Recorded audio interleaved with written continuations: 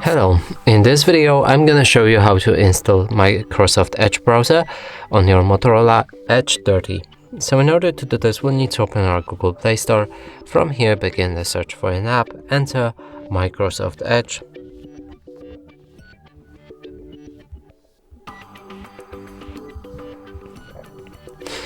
Select this app and install it.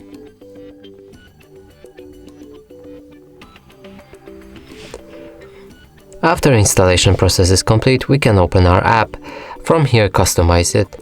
Here you can add an account or sign up to synchronize other devices that are using the same browser. I'm gonna do it later.